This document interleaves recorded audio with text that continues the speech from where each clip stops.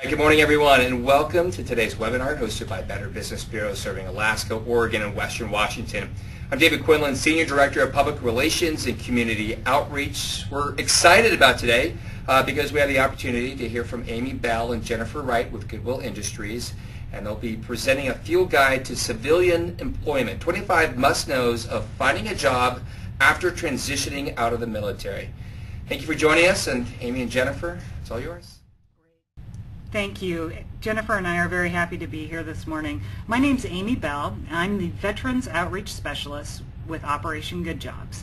Operation Good Jobs is under the umbrella of Veteran Services at Goodwill of the Olympics in the Rainier region. What I do with Operation Good Jobs is I do the business outreach portion.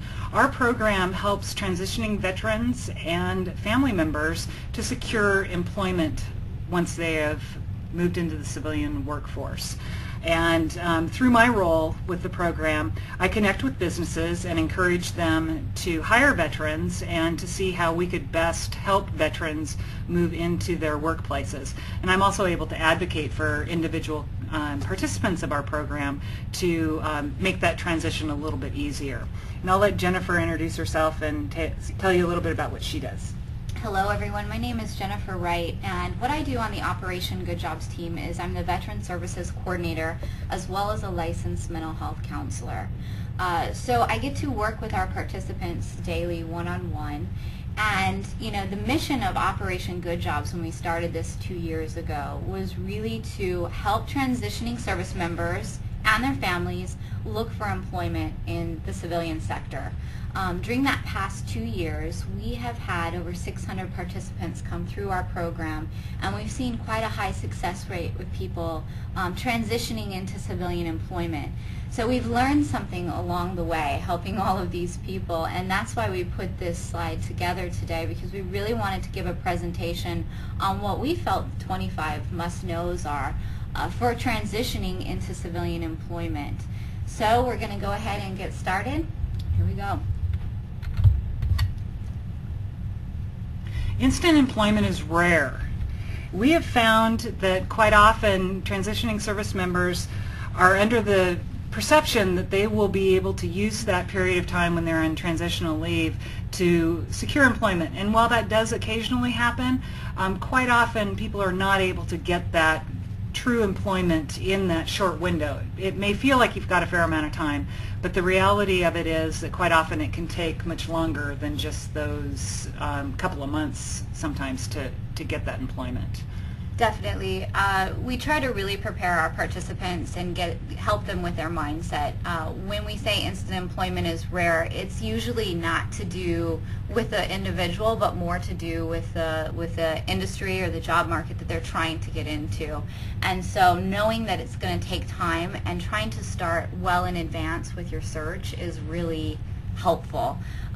Because it can get to a point where it just feels overwhelming or even depressing if you're, putting out all these resumes and not hearing back. So this is one thing that we really like to remind people, that just keep going. We're here as a support, and it is rare to find something right away. Absolutely. And one of the tips that has been useful in the past has been to actually keep a flow chart or a spreadsheet of the actual job postings that you've applied to and the dates that you sent them in, a copy of the resume that you actually used for that specific job, because it can take a number of weeks from the time that you send that off into the cyber world before you can get a response. So you may have moved on thinking that you don't stand a chance with that actual employer, but in reality they're still in that initial screening process. So when they come back and ask you for an interview or for more information, to be able to have those dates in front of you and know which resume it was you sent and what you said in your cover letter, because you will send out so many different generations. And in that, we always, remind people, get informed. Know of all the different programs in your area that can help you as you're transitioning. So for example, Operation Good Jobs is one of them, but there are so many veteran support programs out there right now, and they all can help in different ways. So it's really important for you as a transitioning service member or even your family to utilize those programs, because they can help you network into areas that you might not have otherwise thought possible. Absolutely. And that cultural piece is also huge. So often after a number of years in the military, that becomes your mindset, and to just take a deep breath and realize that the culture is different and the processes are different, and that goes hand in hand with taking back control. This may be the first opportunity that you've had in a number of years to look at what it is that you want to do. The military, as fabulous as it is, quite often pigeonholes people, and if you have a certain skill set, you end up spending a lot of time there. It may not even be your favorite thing to do, but since you've been doing it for so long and you have that skill set, that's where you've been. So we strongly encourage people to do a personal inventory and look at what it is that they really want to do in this next career, because this is when you have that opportunity to look at all your options. For sure. And I want to remind you all that you have earned the right to ask for help. You know, in the past 2 years, Amy and I working together with our participants, we've seen it sometimes be a struggle for people to even admit that they need help with this, or to think that they've got it. And we just want to remind you that this is a service that's out there for you as a support, and it can't hurt to get that help. And we're going to go way more in depth as to some of the things that we offer that we've seen as being helpful as you transition. But why not take advantage of all of that and just get all the support you can while you're going through this life transition? Absolutely. Older training doesn't translate into salary. This is so very true. We're all very proud of the things that we've done in the past and the skill sets that we've acquired, both hard skills and soft skills. But those things don't necessarily always translate into civilian workforce. One of the conversations that I had not too long ago was with a gentleman that was dealing with the oil industry out of Texas. And he was dealing with a number of senior enlisted and actually senior officers as well, that in talking to him, they expected to be able to totally translate from their leadership positions into a project and move on up and learn straight. It could very well be that you're going to have to take a step back and come in at a more ground level position, and you will find that you are able to move up the ladder very quickly, but you perhaps will need to take a step back and work back up. Trying something new is also an option for you. We've so often seen participants that are at the point of retiring out of their military careers, and they're like, I don't want anything to do with what I did in the military. I want to try something completely new, but I don't know what all my skill sets are. I don't know how to combine those to look into an industry that I might be interested in, or I don't know what I would be good at. So one of the things that we offer and that we found really helpful as a tool is called a World of Work Inventory, or a WOWI for short. And what that does is that looks at all your different work preferences, it looks at your aptitude, and it really asks you a lot of questions. You know, for example, do you like working in a team environment, or would you prefer to work on your own? Do you want to be outdoors working with your hands, or do you like being indoors? So these are the kind of things that this assessment will ask. At the end of it, it really generates a really helpful list for people based on anywhere from a high school diploma all the way to a graduate degree of different industries and careers that you might be qualified for or interested in. And we found this to be a really helpful tool. I know we've seen a lot of people come through and just be shocked at their results and not know that they had strengths in areas that they had never tapped into before. So it's always exciting to see, and this is your opportunity to think about, if you got to do anything you wanted in your next career, what would it be? Absolutely, and the new education and training go a long way when you are applying for positions. If you have done recent training, or if you have the opportunity to get more current training, we would encourage you to do that, because quite often that will give you the edge over someone else. So our program in particular, we're able to help with some of those training costs, and a number of the other organizations as well have scholarships available.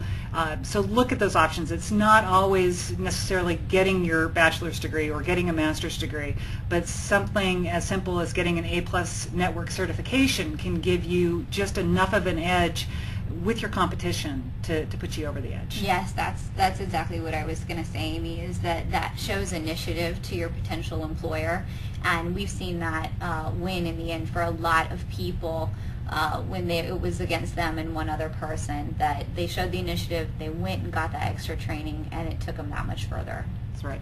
And just as a quick side note, as you can see on the screen, we've mentioned out HVAC. Operation Good Jobs has a new training program that we've partnered with a school out of the Kent Valley, and we're working with them for on-the-job training. So look at those options: on-the-job training, paid training, and also apprenticeship programs. A number of different organizations have these kinds of leads for you. So if there's a totally new area you want to go into, you don't always necessarily need to use your GI Bill or tap into other funds in order to get that training. All right, creating the right resume. This is one of our favorite things to do on the team, and it is definitely something that we encourage to get your foot in the door. It's not an easy process, and we understand that. Oftentimes, you're going to go to 20 different people, and they're going to give you 20 different ways to write your resume. But it is important that you tailor your resume. And as Amy and I have said before, gone are the days of one resume that works for multiple job postings. You have to really dig in there and tailor it from the ground up. So it means looking at the job description and really getting an idea of what the hiring official is looking for and making sure that your resume matches that. In talking to a lot of HR departments and hiring officials, we've heard that they're going through so many resumes. They really are going to spend about 6 seconds on yours. So we want to make sure that we help you to get the best 6 seconds out of your resume. And with that, it's not always just the key words that are in the job description, but it can also be the actual template. Your experience maybe first. And if you don't have those the right way, they won't even spend those fabulously long 6 seconds on your resume. They'll just toss it before they even read anything beyond your name. So it's knowing those little pieces, and we at Operation Good Jobs can help you with those templates as well, but the other organizations out there can be of help to you in that regard too.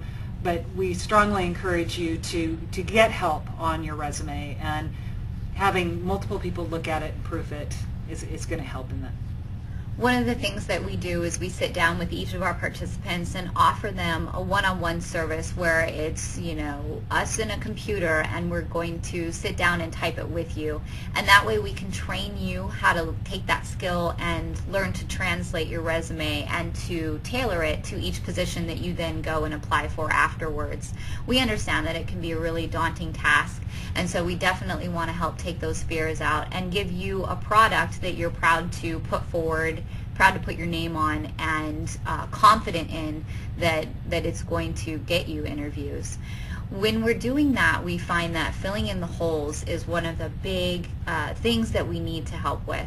And so if you're, for example, a military family member, and maybe you have moved around every couple of years, and your resume reads like you can't keep a job, we want to make sure that that you have marketed yourself in a way that shows that you can keep a job, that you have had maybe training or education going on during the time that there might be gaps. You might have been volunteering somewhere. These are all things that we want to make sure are highlighted and often overlooked with some of our participants. And it's also changing the military verbiage, getting rid of the acronyms, and those kinds of things that we use, the military language that is ingrained in the culture of the military, but the vast majority of the civilian population has no clue as to what certain acronyms mean. Yes, so we call it civilianese, but we try to change the language in your resume so that it's really understood in the civilian population.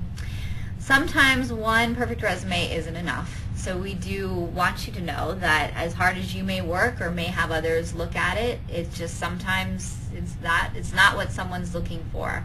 but putting that effort in on the front side and tailoring your resume will be noticed, and oftentimes it is enough. And you are more than likely going to have 10 different resumes for 10 different jobs that you apply for. Each one is going to be, to get the best viewing, completely tailored to that specific job that you're applying for. Market the brand called you. This is networking. This is realizing that you are how you want to be perceived in this new time of your life. So networking, whether you're talking to someone that's an actual business connection at a job fair or at a networking event such as our networking event that we hold every month, or if you're talking to a neighbor or someone at the grocery store, it's all about how you present yourself and what you're putting forward as your entire brand.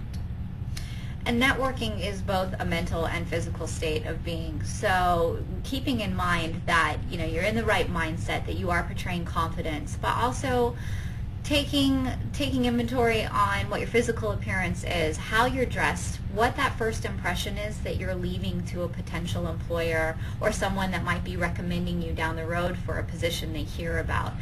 First impressions are lasting ones. And so it's just really important to take advantage of the different opportunities that might arise for you, but also to really take an inside look at how you're coming across and portraying your brand to others around you. One of the things that we also like to point out is utilizing social media is a way of branding and networking. It's really important nowadays and can be the difference between you getting the job and not getting the job. So sites like LinkedIn, Facebook, or even Twitter, these are areas where you can market yourself and brand yourself in a professional way, but also you can link in with possible companies that you're interested in looking at joining, and they're going to post their job leads on social media. They know that social media is a powerful tool, and so sometimes you might see these job leads come through before other people do when they come up on other websites. So just being hooked in with these different companies and networking yourself on social media is also just as important as doing it in person. Right, and it's also cleaning up your social networking. You want to be very careful as to what pictures have been posted, what you've been tagged in. Now's the time to really look at your Facebook page is the one that we hit on primarily, simply because you can very easily be tagged in something you may not, unless you're actually looking at it, you may not realize. But employers do go in and look at these pages, and they get an impression of you and how you conduct yourself. So we strongly recommend that you just, for the moment anyway, keep that tidy. Keep it tidy. Keep it tidy. And networking also, when you're actually making those connections, it's not about what can you get out of it. Hi, my name is Amy, I'm looking for a job, do you know anybody? But making that a deeper connection, finding out what it is that the person that you are connecting with, networking with, what are their needs, what are they looking for? Because even if you perhaps are not able to solve their problem, your best buddy might be able to. So you can make an introduction, you can make a connection for them. And anybody that you help, they're going to be much more likely to turn around and help you if they have the opportunity. When we talk about getting up close and personal, one of the things, or an example that we give, is thinking about going on an informational interview. This can be really helpful if you are targeting different industries that you're interested in, or even a particular company, and you've done your research and you just want to know maybe what someone else's experience was like and how they got into the industry. What you do is just call them up and ask, can I do a 15-minute informational interview just to kind of get an idea of the climate or the environment in which you work in, the company and their mission, as well as what you think of your job. This might be informal in nature, but it really goes a long way when, say, a position does end up opening up and they're going to remember, well, so-and-so took the time to come see me for 15 minutes and was genuinely interested in working here, and that's the kind of people that they want on their team. Right. And in that, too, you want to be respectful of their time if they are gracious enough to grant you an informational interview and you've asked for 15 minutes, you want to keep an eye on the time. If perhaps you've made your new best friend and you want to continue the discussion, be respectful of their time and say, hey, this has been a great opportunity for me. I would love to get together with you again if that fits in your schedule, but I did ask for 15 minutes, so I'm going to go ahead and leave now and let you get back to your day. And again, to always thank them, follow up with a thank you note. We can't stress it enough. It's that professionalism, it's being just respectful of the person's time.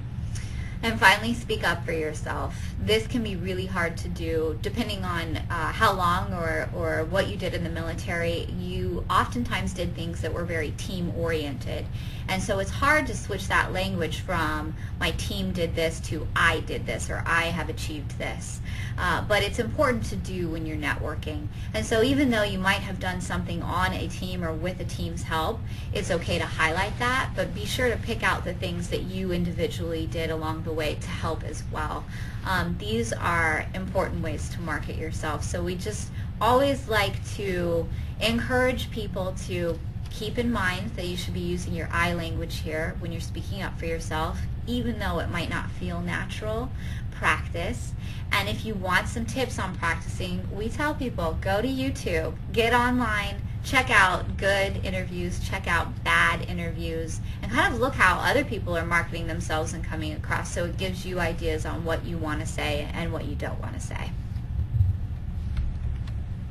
Interviewing is a two-way street. An interview should be a conversation, not an interrogation. Quite often people go into interviews nervous, concerned. Their main focus is trying to sell themselves so that the person conducting the interview will offer them the job, preferably right immediately during the interview.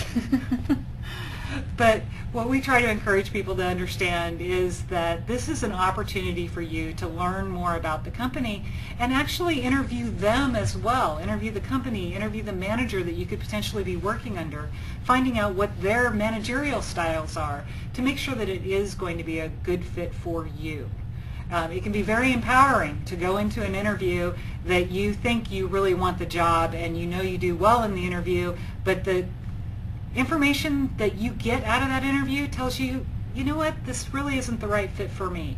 And it helps you realize that you are a commodity and there is the right fit for you. And it's part of the interviewing process to find where that right fit is. Now, with that being said, even though you are also interviewing when you're in the interview and talking about what it would look like if you were to come on board, that is not the opportunity to necessarily talk about your salary expectations or find out what they're paying or how much vacation you're going to get. Those are usually reserved later for once they've called you in for a second time and or an HR official is calling you to offer you the position. Right, and it's also being open to not in turn it into an interrogation about their company and why are you doing something this way? Why is your company doing something that way? Right. to not be overly aggressive. This is really a conversation. Yes. To put your best foot forward. Mm-hmm. I like to think of it as perhaps a first date with somebody that you're really interested in having a second date with. There you go. So you want to put your best foot forward. You want to make the best possible impression. But while you're doing it, you also are trying to gain that information so you can determine whether or not it is going to be a good fit for you as well. But you want to keep that option open for you, for yourself. Certainly make the best possible impression so that they do ask you out again. Now, in nailing the interview, an example of what we can do to help or what other programs could possibly do is mock interviewing. It's really important to just do some run-throughs and see how it's going to feel to be in an interview and to have questions asked of you that you might not be prepared for. What we do in our mock interviews is we try to set it up how it's going to be for you. Gone are the days where you're sitting one-on-one with someone across their desk and interviewing. It's usually a panel type scenario that you're walking into, and so we want to make sure that you're prepared for that you're used to 2 or 3 people being in the room and how to juggle questions coming from all different people. Also in nailing the interview, we want you to practice behavioral questions. Oftentimes you're going to be asked, give an example of a time when you did this, or here is a scenario, how would you work through this challenge? We don't want you to sit there and have a blank stare on your face and get flustered in that moment. We feel that it's really important that you've kind of got some material that is prepared in your mind and you're ready to go.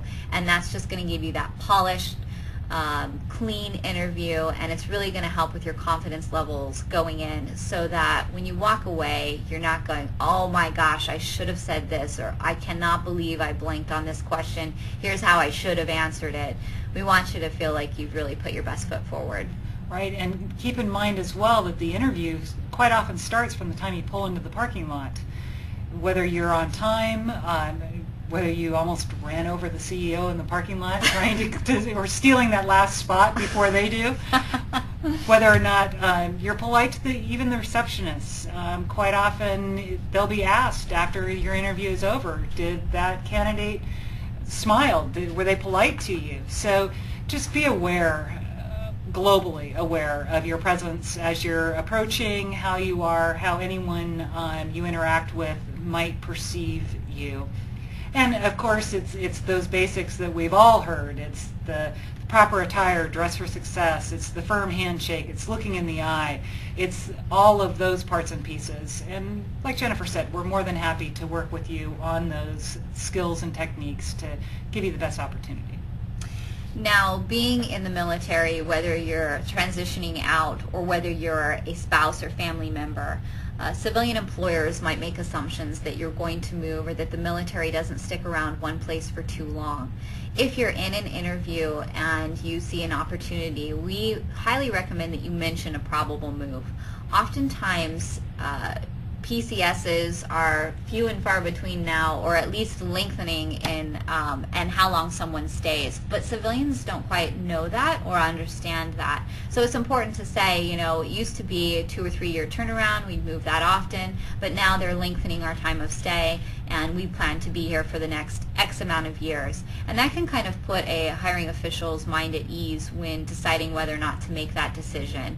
And as Amy has said before, even civilian employers don't necessarily stay in their jobs for, you know, more than 2 to 5 years, depending on what kind of a job it is. So knowing that you're going to be there for a length of time and not just a couple months is definitely a plus for an employer to hear, and they would most likely be willing to invest time in training you and knowing that you're going to be there for that length of time at minimum.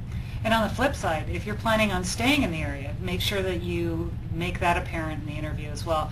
Personally, when I was applying for my position on this team, my husband's still active duty military, and so I knew that while the question hadn't been asked, it was perhaps in the back of some minds in the room. And I let them know that I was home, born and raised in this area, and my husband will be retiring from this duty station. So we are here. And it doesn't have to be a big, long conversation, but just let them know, hey, this is where family is, this is where we're planning on staying, or whatever your reason is. You need to own the reason. Obviously, you don't want to use my reasons if they aren't yours as well, but just have it be known. Success will take time. This is one of those things that, as much as we'd like to speed it up, quite often we can't. These hiring decisions can take weeks and months. When you've interviewed once or twice, you know that you've nailed it, and they've told you we'll be in touch soon, and then you go home and you're feeling confident, waiting for that email or phone call to come within the next 24, 48 hours, and those days stretch into weeks. This quite often happens. We had a gentleman in our program who had interviewed for the second time with a company about 3 weeks ago, and he just received an offer letter last night. So even though you may have thought that you had it nailed, and then all of a sudden your heart starts to drop because you haven't heard anything back, and you're questioning, should I be calling him, should I be contacting him, it can take time. Job descriptions can change after you've had your initial interview, or even 2 interviews. You could get a phone call from HR saying the hiring manager has totally revamped the job description. If he's still interested in you, we'll be in touch. So it can be a real emotional roller coaster. Definitely. What we ask is that, or what we suggest with our participants is that knowing that this is a possibility, don't just put your eggs in one or two baskets. Keep applying for different positions, keep relevant, keep going out there and keeping your options open. That's really the key to this. Knowing that it could take time. The earlier you start this process, the better. Because interviews, it can be one or two interviews, but we've also seen a lot of times with our participants that they get called in for 3 or 4 interviews. So having that going with other options in the mix is always optimal for you, and that's something we definitely want you to keep in mind. Be prepared to do it and do it well. We know that success will come. We know that you will be able to gain employment. It's just a matter of time quite often. And so the hiring manager has hired you for a reason. Yay! Go do it well, be successful. Keep in mind that they hired you for your skills, for your personality, for what you can bring to their team. Congratulate yourself and enjoy the ride you're on to the next chapter. Now, when transitioning into civilian employment, your environment can look different. Even the way civilians do things can look very different. So anticipating that change and knowing that there's a cultural change there that you're going to have to get used to, there's definitely a learning curve. Our program, along with others in the area, definitely support you through that. We have retention services that we offer because we anticipate that not everyone might have a smooth transition, and we want to be there as a support for you to continue to talk to you about things that you might find challenging on the job. So being prepared to do it and do it well, and knowing that you have support on the sidelines if need be, is to us a win-win situation. So we just want to thank you so much for joining us today and listening in. We would like to remind you that Operation Good Jobs is not only for veterans and transitioning service members, but also for your spouses and family members. If you would like to contact us, we have our email below, which is vetservicesinfo@goodwillwa.org. If you have any questions, do not hesitate to reach out to myself or Amy.